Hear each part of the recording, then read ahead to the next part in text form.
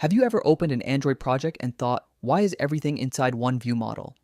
The view model is making API calls, saving data, handling business logic, probably paying electricity bills too.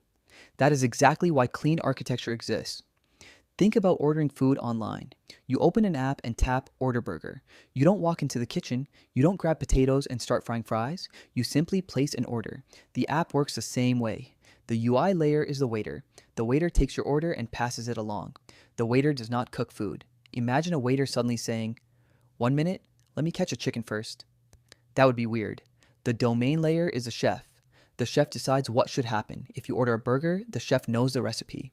The chef does not care whether ingredients come from a supermarket or a farm. The chef only cares about making the burger. In Android, this is where business logic lives. Things like, can user place order? Is login valid? Should discount be applied? Then comes a data layer. The data layer is a supplier.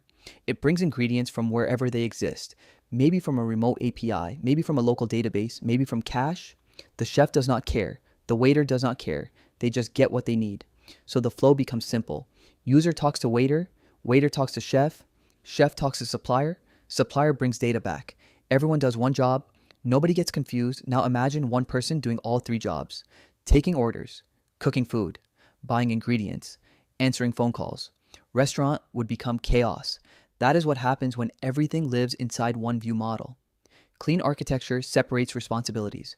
Code becomes easier to read, easier to test, easier to maintain. And most importantly, you will not open the project after 6 months and say, which genius wrote this? Because sadly, that genius was probably you. And that is clean architecture in Android.